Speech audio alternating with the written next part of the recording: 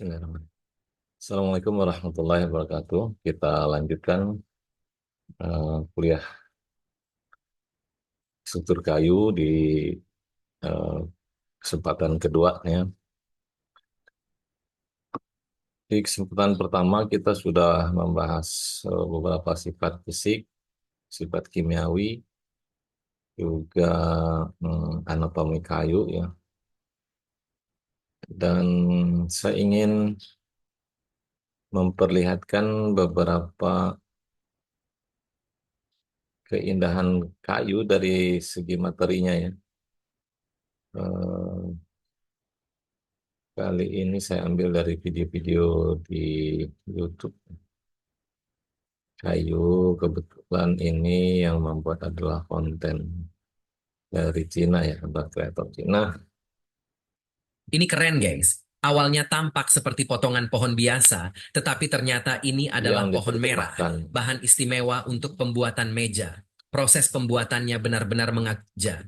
Proses pembuatannya Sudah. benar-benar bahan istimewa untuk pembuatan meja. Proses pembuatannya benar-benar bahan istimewa. Nah, di anatomi kayu kita eh, melihat ada lingkaran luar ini berwarna agak keputihan, disebut sebagai gubal, kayu gubal. Nah, ini penampakannya ya. Ini Pak kayu dengan mutu bagus, gubalnya sebesar ini. Kita lanjutkan. Untuk pembuatan meja. Proses pembuatannya benar-benar mengagumkan. Pertama, Nah, kayunya berwarna bagus sekali ya, cerah merah. pohon besar ini dipotong menggunakan alat pemotong dengan ukuran kotak pipih persegi panjang. Masya Allah, cantik sekali merah. Panjang. Setelah itu, kayu Nah, ini gubalnya, bagian yang putih ini. dipoles dengan teliti menggunakan metode amplak. Masya Allah, cantik sekali ya. Ini gubalnya, ini bagian utamanya ya. Bagus sekali. Kemudian melakukan Nah, Masya Allah. pengecetan dengan pernis agar mengkilap lebih sempurna, menghaluskan permukaannya hingga kelihatan berkilau. Dan hasil akhirnya Sangat mewah ya. Kayu benar-benar menakjubkan. warna merah. Meja yang keren ini Ini terbuat yang dari kayu coklat. pohon merah yang unik. Ini adalah karya seni yang sangat luar biasa dengan keindahan alami yang membuat setiap orang yang melihatnya terpesona. Bayangkan, dari sepotong pohon biasa menjadi sebuah meja mewah, hasil akhirnya adalah sebuah meja yang tidak hanya fungsional, tetapi juga sebuah mahakarya. Kalau ini kayu hitam, jadi materialnya berwarna hitam. Kak.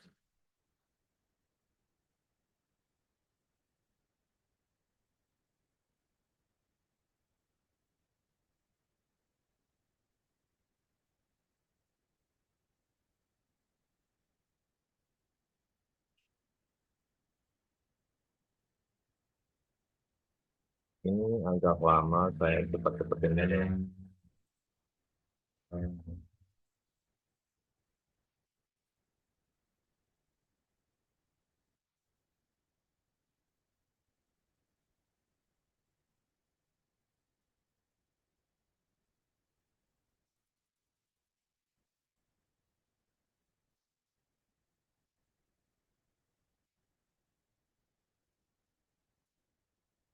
Nah, setelah dipotong,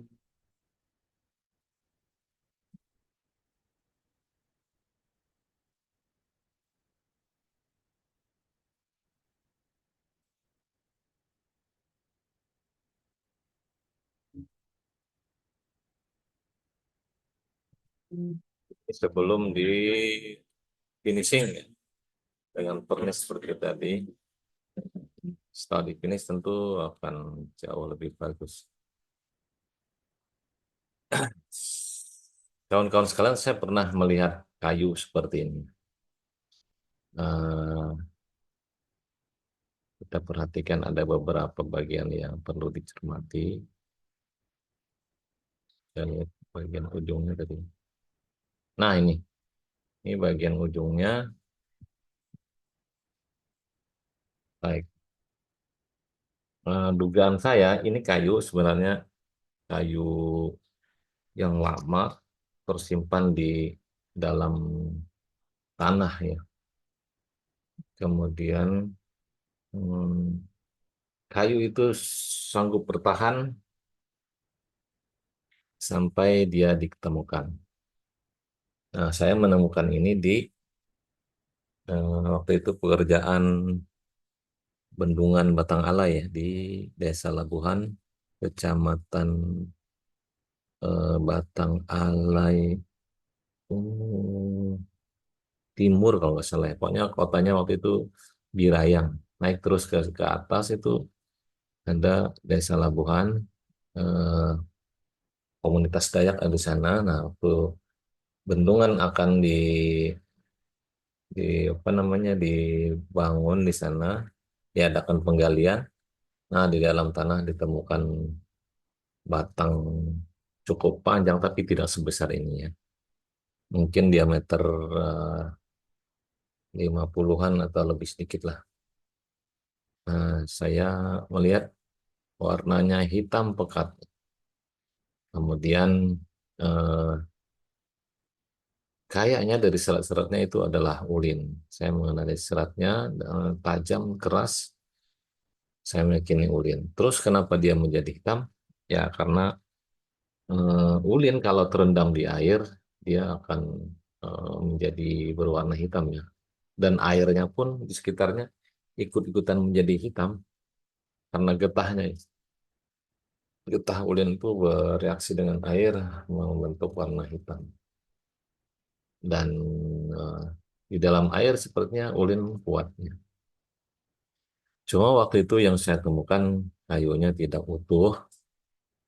Dia kuat di bagian lingkar luarnya seperti teori kita tadi.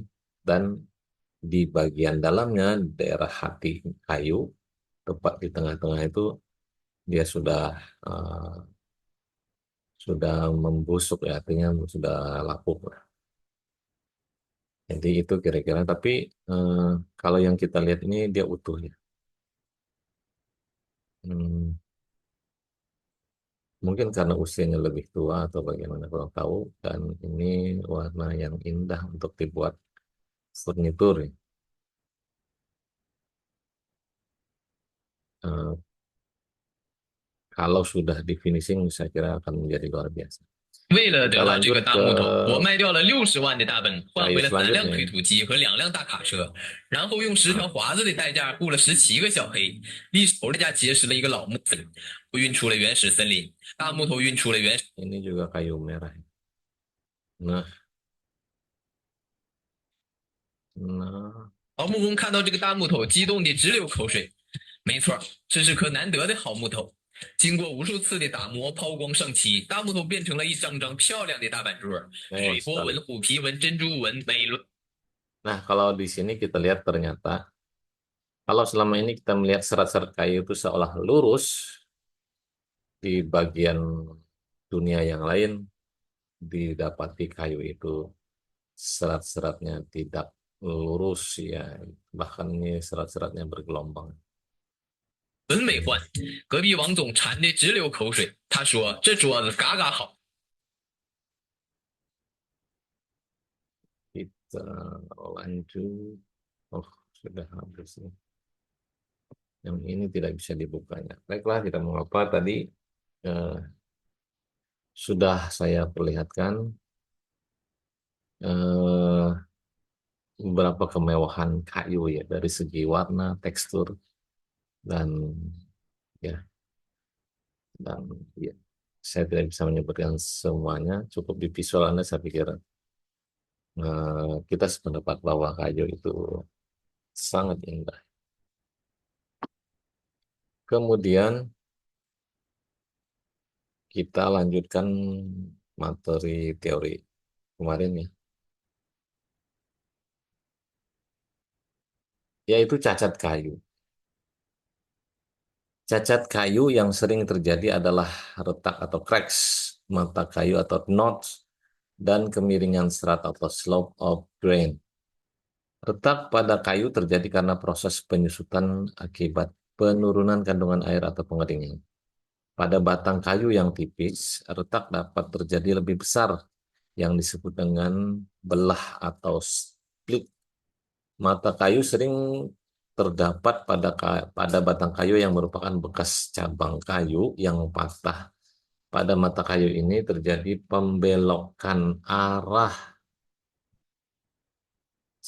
seratnya sehingga pembelokan arah serat sehingga kekuatan kayu menjadi berkurang untuk keperluan konstruksi dihindari penggunaan batang kayu yang memiliki mata kayu. Kemiringan serat menunjukkan sudut miring serat kayu. Terus uraiannya sebagai berikut. Pertama, cacat dalam pembentukan anatomis. Jarak lengat yang berbeda keras, kayu ini menyusut tidak teratur dan mudah pecah. Kemudian batang memilin arah matahari menurunkan mutu kayu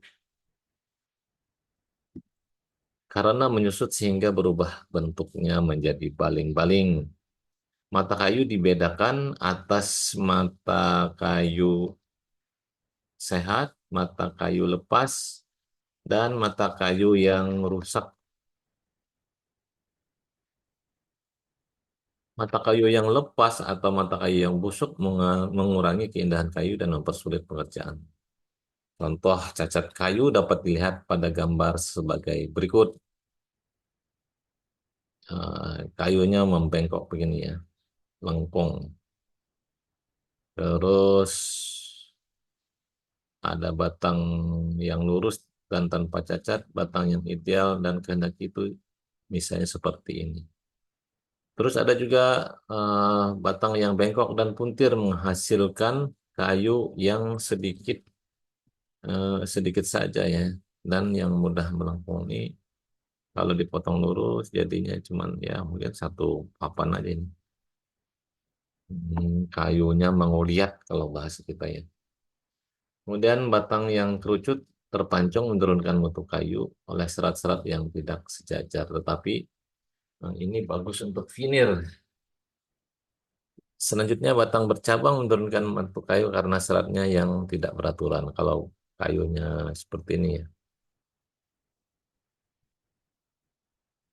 Tabel 1.2 cacat dalam pembentukan anatomis. Ini kalau ini cacat dalam pembentukan batang. Ini dari segi anatomisnya. Jarak lengat berbeda kelas kain yang menyusut. ah, ah, Jarak lengat berbeda keras kayu ini akan menyusut tidak beraturan dan akan mudah pecah. Ini kerapatannya berbeda ya. Nanti akan mudah pecah. Kemudian batang yang memilin arah matahari menurunkan mutu kayu karena menyusut sehingga berubah bentuknya menjadi baling-baling. Mata kayu dibedakan atas satu, mata kayu yang sehat, mata kayu yang lepas, mata kayu yang busuk. Terus mata kayu yang lepas atau yang busuk mengurangi keindahan kayu dan akan mempersulit pengerjaan dan pelaksanaan. Selanjutnya uraian kedua, cacat pengaruh dari luar. Letak pengeringan akibat penyimpanan batang kayu yang tidak terlindung dari sinar matahari akan memberikan peluang hama bertelur di situ ya. Kemudian hati atau inti kayu yang busuk, pohon tua, kayu yang tidak dapat dimanfaatkan lagi. Terus retak angin pada waktu penebangan, retak yang melintang pada serat kayu, kayu yang tidak dapat dimanfaatkan lagi. Lalu kerusakan mekanik disebabkan oleh paku, peluru, pengukiran kulit, kemudian burung pelatuk dan sebagainya. Lalu cacat pengaruh dari luar ya. Berikut cacat pengaruh dari luar. Yang seperti ini adalah retak pengeringan akibat dari penyimpanan batang kayu yang tidak terlindung dari matahari. Misalnya lama tersimpan di gudang, belum dibelah-belah juga, dia bisa pecah seperti itu kalau dia tidak terlindung dari matahari. Lama berjamur dalam bentuk kayu gelondongan. Lalu yang seperti ini hati atau inti kayu yang busuk Misalnya pada pohon tua, kayu yang tidak dapat dimanfaatkan lagi. Lalu ini disebut retak anginnya akibat penebangan. Retak yang melintang pada serat kayu. Ini melintang. Retaknya tegak lurus dengan apa ini? Ini ya. Ini retak melintang. eh, dan kayu tidak dapat dimanfaatkan lagi. Kalau seperti ini jangan dipakai. Lalu akibat paku yang seperti ini.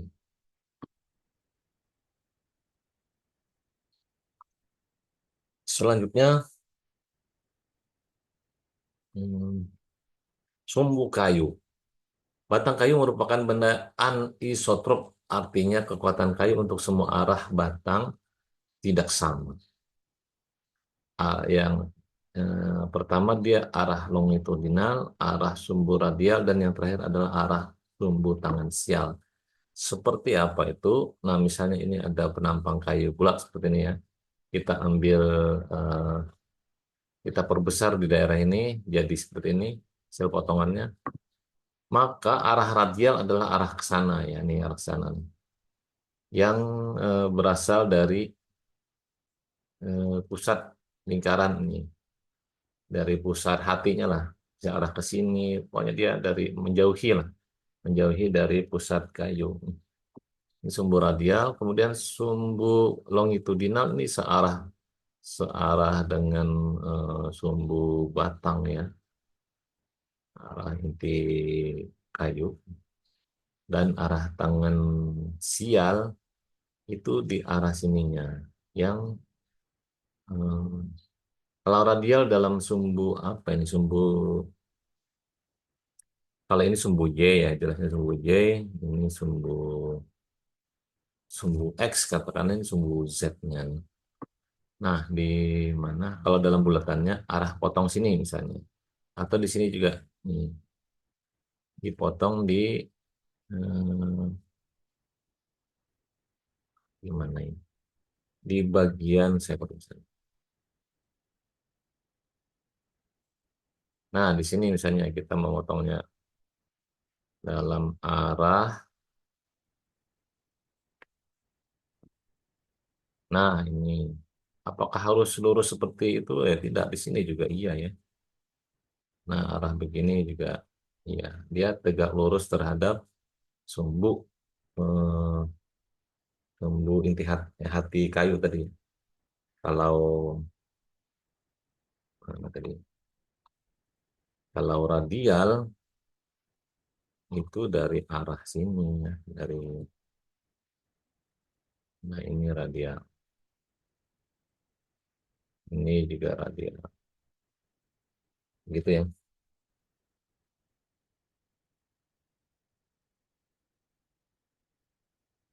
Mhm. Terus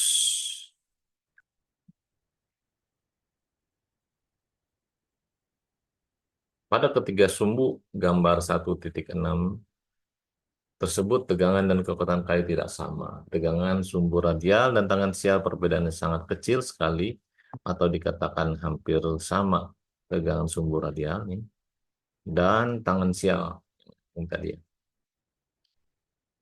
Dalam praktik di lapangan diambil untuk arah sumbu tangan sial dan sumbu radial adalah sama, sehingga hanya mengenal dua arah sumbu saja, yaitu arah sumbu aksial dan arah sumbu radial. Arah sumbu longitudinal disebut juga dengan arah sumbu aksial, atau yaitu arah sejajar dengan arah serat kayu, sedangkan arah sumbu radial adalah arah tegak lurus dengan serat kayu. Lalu sifat mekanis kayu yang 9. Sifat mekanis atau kekuatan kayu untuk mengukur kemampuan kayu untuk menahan, memikul gaya-gaya atau beban dari luar. Apabila suatu benda menerima gaya luar yang akan mengubah bentuk dan ukuran benda itu, maka benda itu akan memberikan perlawanan, dan perlawanan ini yang disebut dengan tegangan atau stres. Simbolnya sigma. Tegangan berarti juga gaya luar per satuan luas yang terkena gangguan tadi ya. atau sigma tegangan sama dengan gaya dibagi luas. Sifat-sifat mekanis kayu yang sering dibahas yaitu kuat tarik adalah kekuatan kayu untuk menahan gaya-gaya yang berusaha menarik kayu. Gaya-gaya ini membuat benda menjadi panjang dan membesarkan dimensi atau volume. Kuat tarik kayu menunjukkan perbedaan yang besar apabila menahan beban aksial sejajar serat atau transversal tegak lurus arah serat. Ini berbeda kekuatannya. Misalnya, kalau ditarik searah serat ini, sini narik, dia bisa mencapai kekuatan 200 Newton misalnya. Tetapi kalau dari arah sisi ini, satu narik ke kanan, satu narik ke kiri, mungkin tidak sebesar itu. Mungkin hanya 50-nya saja atau berapa. Ya. Tergantung dari jenis kayunya. Jadi tidak baku perbandingannya.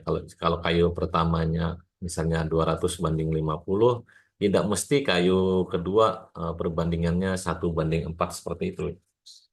Saja kayu kedua itu kuat tariknya 150, tapi ini lebih besar jadi 70 misalnya ya, misalnya.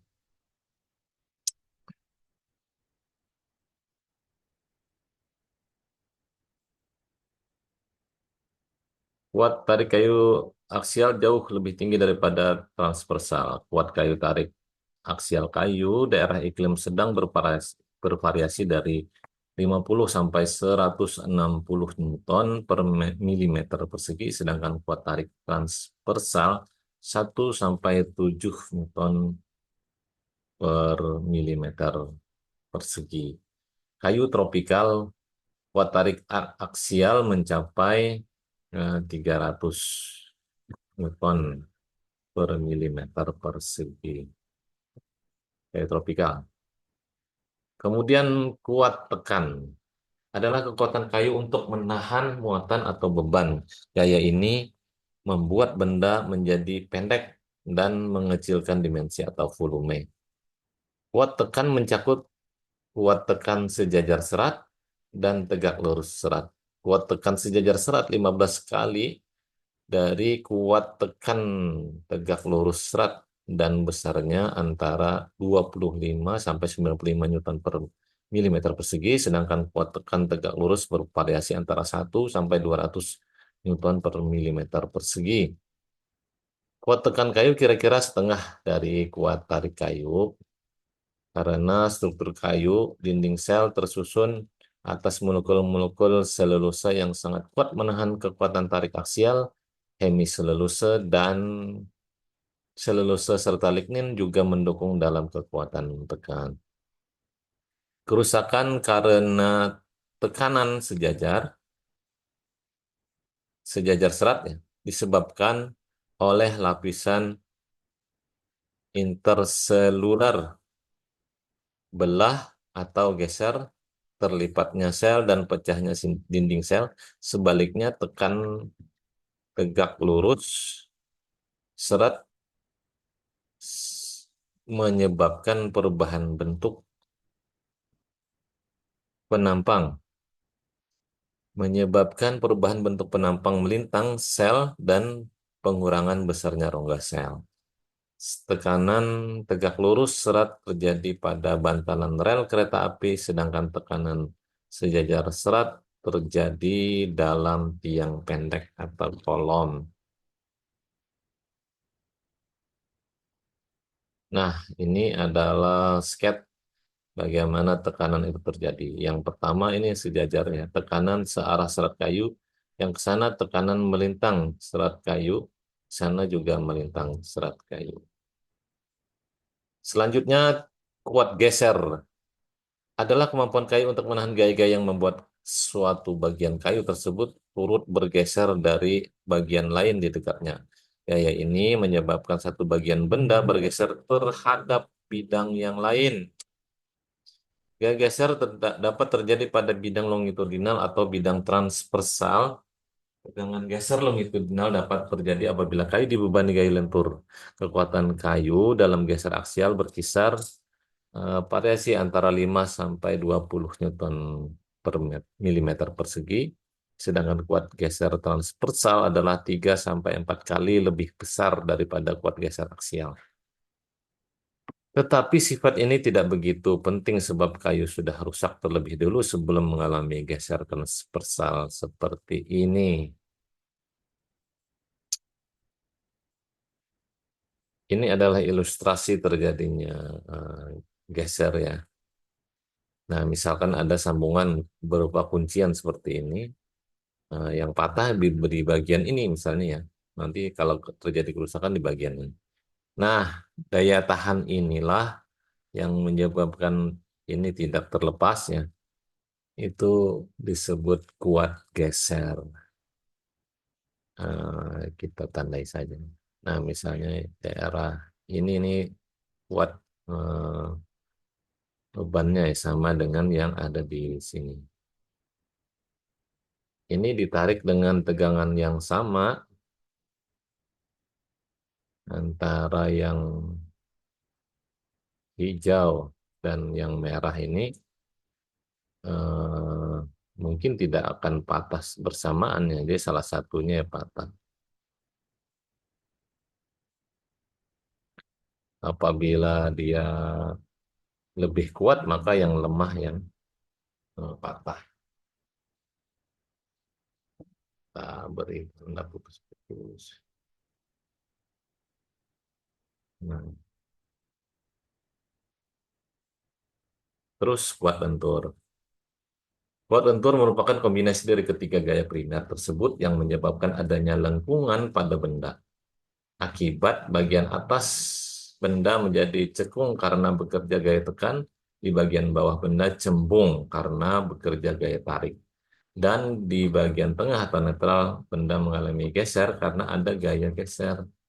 Kekuatan lentur statis adalah suatu kekuatan kayu yang sangat penting karena kebanyakan struktur kayu mengalami beban lentur. Contohnya pada gelagar kayu yang mengalami gaya luar dalam arah tegak lurus, serat dengan gaya ini terjadi tiga tegangan, yaitu tegangan tarik, tekan, dan geser. Tegangan ini adalah tegangan aksial. Tegangan tarik terbesar terletak pada eh, permukaan bawah. Tegangan tekan terbesar pada permukaan atas, kemudian secara berangsur-angsur masing-masing menurun ke arah tengah dan menjadi nol di bidang netral atau di tengah gelagar, sedangkan tegangan geser terbesar di bidang netral, di tengah gelagar, dan nol di permukaan. Kekuatan lentur kayu biasanya dinyatakan dalam modulus retak atau modulus of rupture atau disingkat MOR ya, yang merupakan tegangan tertinggi di bagian eh, serat paling luar kayu. Ketika gelagar retak atau patah karena beban yang dikenakan secara berangsur selama beberapa menit, MOR bervariasi antara 55 sampai 160 Newton per milimeter persegi, dan hal ini menunjukkan bahwa tegangan lentur sama dengan tegangan tarik sejajar serat. Selanjutnya kekakuan, kemampuan kayu untuk menahan perubahan bentuk atau lengkungan. Seperti ini contohnya ya. Kemudian kekerasan adalah ketahanan kayu terhadap masuknya benda asing ke dalam massa kayu. Ketahanan ini lebih tinggi dari arah aksial ya, dari arah aksial dia paling tinggi daripada arah lateral, yaitu tangensial dan radial. Kekerasan berkaitan dengan keausan, abrasi, dan goresan. Atau kemampuan kayu untuk menahan yang membuat takik atau lekukan atau kikisan. Jenis kayu yang termasuk keras adalah kayu hitam, kayu ulin, kayu sawo, dan yang termasuk kayu lunak adalah kayu cengon. Kalau Anda ingin membuktikan ini, Anda bisa datang ke pengrajin ukiran misalnya ya. Anda bisa tanya bagaimana pukulan yang digunakan untuk membuat ukiran ulin dan kayu yang lain di pusat-pusat kerajinan eh, apa ya pembuat lemari biasanya ya, pembuat hiasan apa pelaminan di tempat saya banyak ya Montai. Jadi eh, kekerasan itu ya apa namanya diantaranya dengan besar tidaknya tenaga yang dibutuhkan untuk membuat mata pahat itu menggores atau melubangi di ukiran yang diinginkan.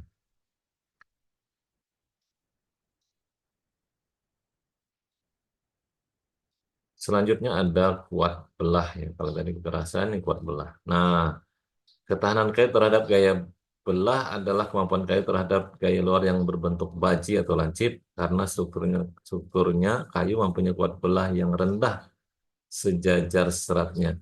Dia eh, tidak kuat dalam arah seratnya. Kalau dia, kalau misalnya baji ini dihantamkan di sisi sini ke arah sana, mungkin dia kuat. Tapi kalau di arah sini, dia lemah. Contohnya kayu ulin itu kuat di arah sini, tapi begitu dihantam di arah seratnya ini dia nggak kuat. Sehingga dia bisa dibuat sirap, ya. Dia membuat sirap, dipukul di sini, trek, kemudian dikikis begitu saja, apa dibelokkan begitu saja, pisaunya patahnya sudah sampai ke bawah, bukan patah sih, pecah, ya. Pecah mengikuti arah seratnya ini. Selanjutnya adalah keuletan, keteguhan pukul. Keuletan atau energi dalam lentur dinamis adalah ketahanan kayu terhadap beban kejut tiba-tiba yang bertentangan dengan lentur statis di mana beban naik berangsur-angsur, energi yang diabsorpsi oleh kayu lebih besar daripada beban kejut dinamis daripada beban statis. Lalu kekuatan kayu adalah ketahanan kayu terhadap beban, bisa berupa kekuatan tekan, tarik, geser, dan kekuatan lentur. Gaya yang bekerja pada suatu benda akan menimbulkan perubahan bentuk dan ukuran pada benda itu.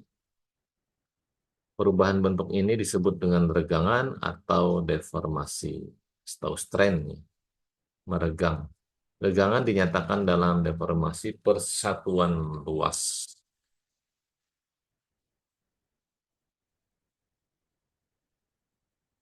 Regangan yang terjadi pada kayu sebanding dengan tegangan yang diberikan. Bila tegangan ini kecil, regangan ini didapat kembali ke bentuk semula apabila lamanya pemberian tegangan hanya singkat saja dan tegangannya tetap kecil. Selanjutnya, elastisitas. Perlakuan kayu yang seperti ini diuraikan oleh Robert Hooke pada tahun 1678 dan hubungan antara tegangan dan regangan adalah sikma sambungan dengan K kali epsilon, di mana K adalah konstanta keseimbangan disebut modulus elastisitas atau modulus of elasticity MOE. MOE untuk tegangan tekan dan tarik disebut modulus Young. Sedangkan MOE untuk tegangan lentur disimbolkan eh nilai MOE variasi antara 2.500 hingga 17.000 Newton per milimeter persegi. Untuk arah aksial, kayu mempunyai MOE lebih rendah daripada bahan-bahan lain. Tapi apabila dilihat dari berat jenisnya, nilai elastisnya sebanding dengan baja. MOE berbeda pada ketiga arah, aksial, tangensial, dan radial. Pada arah transversal, yaitu tangensial dan radial, hanya sekitar 300 hingga 600 Newton per milimeter persegi. Lalu sifat-sifat higroskopsis. Ada kadar lengas udara ya, kemudian kadar lengas kayu dipengaruhi oleh kadar lengas udara. Kadar lengas udara juga mempengaruhi kembang susut dari kayu. Pada keadaan lengas kayu tinggi pada waktu musim hujan, maka kayu akan mengembang. Demikian pula pada saat kemarau, dia menyusut karena kadar lengasnya rendah ya. Akibatnya kayu menyusut. Dengan demikian, perubahan lengas udara akan mempengaruhi kembang susut dari kayu. Kadar lengas kayu dalam keadaan pangkal kenyang ada di antara 25 sampai 30%. Dan ini pun tergantung juga dari jenis kayunya. Pada kayu jati, pangkal kayunya ada di sekitar 23%. Turunnya kadar lengas kayu akan menambah kekokohan dari kayu. Maksud saya semakin kering, semakin kokoh ya. Penentuan kadar lengas kayu untuk berbagai macam konstruksi sangat penting.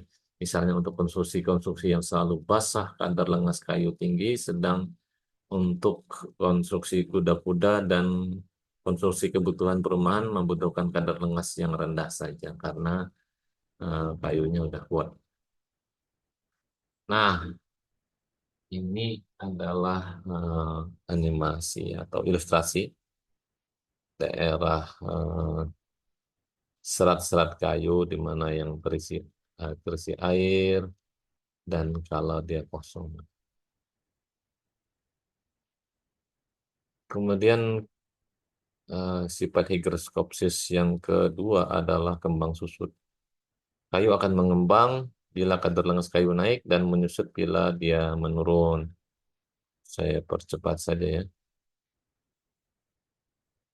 Kembang susut kayu untuk semua jenis kayu ke semua arah rata-rata adalah sebagai kembang susut tangan aksial itu 4 sampai dengan 14%.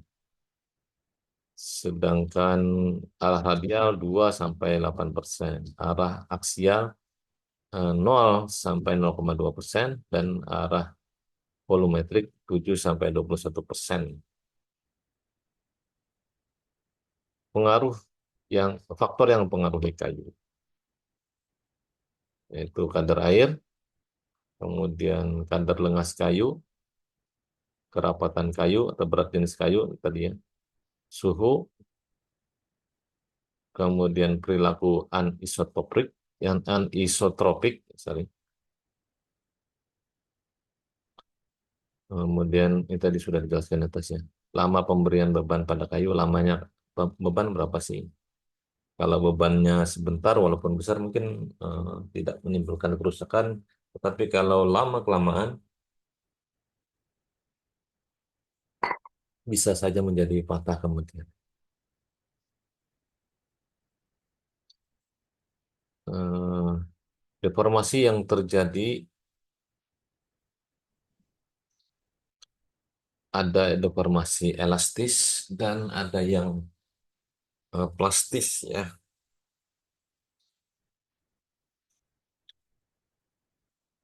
Kemudian kelelahan pada kayu atau fatigue.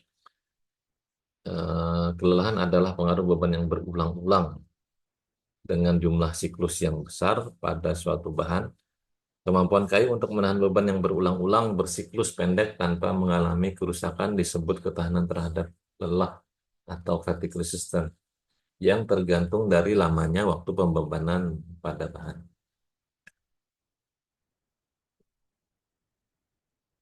Selanjutnya pengaruh mata kayu tadi sudah disebutkannya.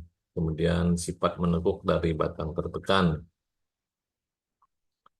Yang terakhir kayak ini, penerapan kayu dalam konstruksi. Nah, kayu merupakan hasil hutan yang mudah diproses untuk dijadikan barang sesuai dengan kemajuan teknologi. Kayu memiliki beberapa sifat yang tidak dapat ditiru oleh bahan-bahan lain. Pemilihan dan penggunaan kayu untuk suatu tujuan pemakaian. Mengetahui sifat-sifat kayu ini penting sekali dalam industri pengolahan kayu, sebab dari pengetahuan sifat tersebut tidak saja dapat dipilih jenis kayu yang tepat serta macam penggunaan yang memungkinkan, akan tetapi juga dapat dipilih kemungkinan penggantian oleh jenis kayu lainnya apabila jenis yang bersangkutan sulit didapat secara kontinu atau terlalu mahal. Sebagai bahan konstruksi bangunan, kayu sudah dikenal dan banyak dipakai sebelum orang mengenal beton dan baja. Dalam pemakaiannya, kayu tersebut harus memenuhi syarat. Yang pertama, mampu menahan bermacam-macam beban yang bekerja dalam waktu yang direncanakan, kemudian mempunyai ketahanan atau keawetan yang memadai umur pakainya. serta mempunyai ukuran penampang panjang yang sesuai pemakaiannya dalam konstruksi. Ada kayu yang kuat ya, tetapi dia tidak bisa tumbuh besar, dia besarnya segitu-gitu aja misalnya. Misalnya kayu gading itu tidak dijumpai dalam bentuk yang besar.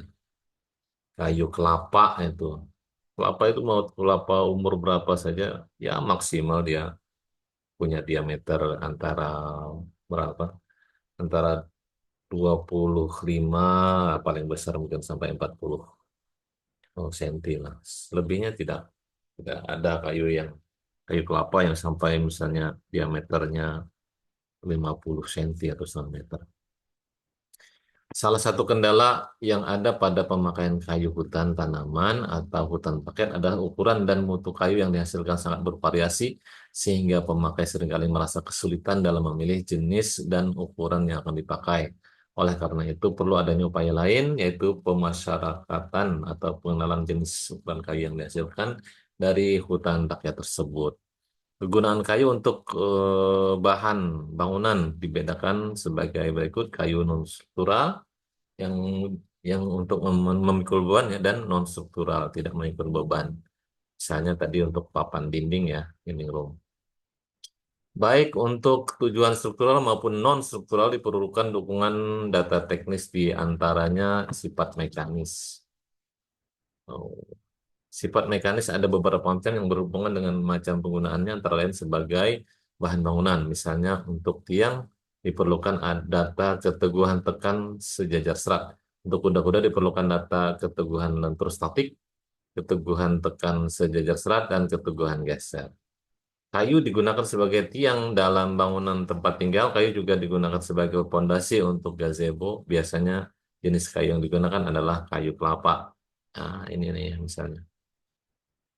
Dalam gambar berikut kita dapat lihat kedudukan dan fungsi kayu dalam suatu ruangan. Pertama, kayu sebagai tiang utama, rumah, aula, atau gazebo. Yang kedua, digunakan sebagai pekerjaan atap, kuda-kuda, gording, konsul, ikatan angin, klos, usuk, reng, dan seluruh rangka atap dibuat dari kayu kualitas baik. Berusia tua, kering, dan tidak pecah-pecah. Kayu digunakan sebagai konstruksi lantai dan dinding bangunan. Nah, ini untuk tiang ya. Untuk tiang, ini kayu besar nih. Eh, Kita bisa lihat di masjid-masjid yang bersejarah ya. Itu tengah-tengahnya biasanya ada tiang guru dari kayu besar itu. Yang bentuknya biasanya palimasan gitu ya. Kemudian ini kayu tiang gazebo. Lalu ini kuda-kuda kayu ya. Seluruhnya dari kayu. Dan ini untuk rangka rangka rumah ya, rangka dinding. Lalu ini tongkat kayu untuk perumahan kita. Ini lantai kayu. Udah itu saja ya. Terus ketersediaan di pasaran. Oh iya, masih ada satu lagi, maaf. Ketersediaan di pasaran itu harus kita perhatikan. Jangan sampai kita merencanakan atau mendesain sebuah bangunan, ternyata di lapangan barangnya nggak ada atau sulit didapatkan. Atau kalaupun dapat, kita harus bayar dengan sangat mahal. Sehingga kita perlu mendesain itu dengan ukuran yang sesuai di lapangan. Jenis produk kayu yang tersedia di lapangan terbagi atas kalang, sunduk, tongkat, tiang, balok, kasau, ring, dan papan riing ya. Sorry. Nah, untuk papan seperti inilah kira-kira ya. Disebut biasanya 20 kali 2. 20 apa? 20 lebarnya ini, tebalnya 2. Panjangnya biasanya 4 meter. Tapi di pasar eh, banyak terjadi pengurangan. Yang 20 itu cuman ya paling kencang itu 19 atau 18. Ada juga yang cuma 16 ya atau 15 senti. Dan ketebalan yang dikatakan 2 itu kadang cuma 1,5 senti dan seterusnya. Sehingga ketika kita menghitung benar-benar diperhatikan itu dicari nilai amannya. Ini papan, kemudian ini kasau, bisa 57, 55, 44 dan seterusnya. Eh, Kalau balok ini ada 10-10 ya, ada 88. Bisa juga sih custom, tapi kita harus pesan dalam jumlah yang banyak. Dan untuk tiang biasanya kita menggunakan eh, berapa ya, 10-10 lah ya. 10-10 biasanya kita sebut tiang guru, yang dipasang di pojok-pojok ruangan.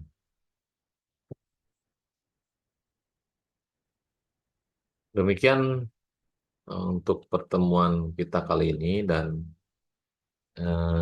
tugas yang tampil di layar saat ini adalah yang harus Anda kerjakan dan dikumpulkan pada pertemuan berikutnya. Buatlah eh, dalam dalam laporan yang standar ya, dengan koper, nama yang jelas, judul tugas, dan seterusnya sebelum masuk ke pertemuan berikutnya.